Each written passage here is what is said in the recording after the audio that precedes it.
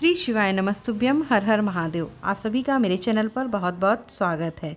आने वाली महाशिवरात्रि की आप सभी को हार्दिक शुभकामनाएं।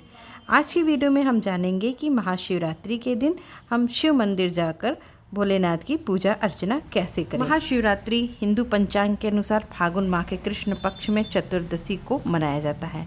इस दिन शिव भक्त व्रत रखते हैं, मंदिर में शिवालय में शिव जी की अभिषेक पूजन करते हैं, शिव जी को प्रसन्न करते हैं। महाशिवरात्रि में 4 पहर की पूजा का विधान होता है और जब हम 4 पहर की पूजा कर लेते हैं तब हमारी महाशिवरात्रि व्रत का पूजा का फल प्राप्त होता है। लोग जानते हैं कि इस दिन महादेव और माता पार्वती का विवाह हुआ था, पर ऐसा नहीं है। इस दिन तो देवादिदेव महादेव का प्राकट्य हुआ था। सबसे पहला शिवलिंग संज्ञान में आया था। आइए अब जान लेते हैं कि महाशिवरात्रि के दिन शिव मंदिर में शिव जी की पूजन के लिए हमें किन किन सामग्रियों को रखकर पूजा थाली तैयार करनी है। तो मैंने यहाँ पर पूजा थाली तैयार की है। इसमें मैंने जो जो सामग्रियाँ रखी हैं वह इस प्रकार है। सबसे पहले मैंने अष्टगंध चंदन रखा है, साबुत अक्षत, भस्म, अबीर तथा गुलाल, काला तिल, लौंग, इलायची, चना दाल, मूंग दाल, किशमिश, घी का दीपक, आरती करने के लिए माचिस, कपूर, धूप, फल, जनेऊ, कलावा, दक्षिणा के लिए कुछ पैसे, इत्र, माता पार्वती गणेश जी को समर्पित करने के लिए सिंदूर, पंचामृत, 1 लोटा जल, समीपत्र, बेलपत्र, धतूरा, भांग, दूर्वा, फूल आदि। तो इन सब सामग्रियों से हमारी पूजा थाली तैयार हो जाती है। अब हम अपनी पूजा थाली लेकर शिव मंदिर जाएंगे। शिव की चौखट को प्रणाम करते हुए नंदी जी को प्रणाम करेंगे और उसके बाद भोले बाबा को प्रणाम करके हम अपनी पूजा आरंभ करेंगे। मंदिर तथा शिवलिंग की अच्छी तरह से सफाई करने के बाद सबसे पहले हम महादेव को शुद्ध जल से अभिषेक करेंगे। शुद्ध जल से अभिषेक करने के बाद हम महादेव पर पंचामृत से अभिषेक करेंगे। यहाँ पर मैंने पंचामृत को एक साथ पहले से ही तैयार कर लिया है। आप चाहे तो आप भी पंचामृत ऐसे तैयार कर सकते हैं या फिर अलग से दूध, दही, घी, शक्कर और शहद बारी बारी चढ़ाकर भी अभिषेक कर सकते हैं। पंचामृत अभिषेक के बाद हम पुनः शुद्ध जल और गंगा जल से महादेव का अभिषेक करेंगे। महाशिवरात्रि के दिन महादेव पर भिन्न भिन्न मनोकामनाओं की पूर्ति के लिए अनेक वस्तुओं से अभिषेक किया जाता है, जैसे गन्ने के रस से, कच्चे दूध से, फलों के रस से, इत्र से, चंदन से आदि से महादेव का अभिषेक करने का अलग अलग महत्व होता है।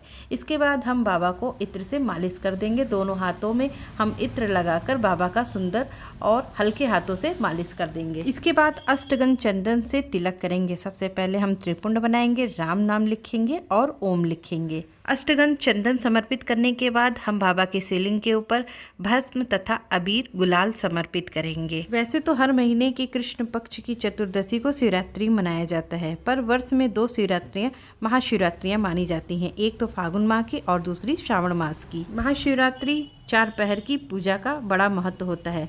निश्चित काल में शिवलिंग का अभिषेक करना अत्यंत फलदायी माना जाता है। अब हम बाबा के शिवलिंग पर काली तिल, चने की दाल और खड़ी मूंग की दाल समर्पित करेंगे। चावल का आखा दाना बाबा के शिवलिंग पर समर्पित करेंगे। ध्यान रहे कि आप चावल का आखा दाना समर्पित करें।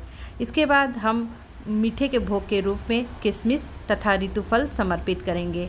आज के दिन बेर फल का भोग भगवान को जरूर लगाइएगा। इसके बाद मुख शुद्धि के लिए लौंग तथा इलायची समर्पित करेंगे। बाबा को भोग समर्पित करने के बाद भोग की वस्तुएं शिवलिंग पर ना रखें।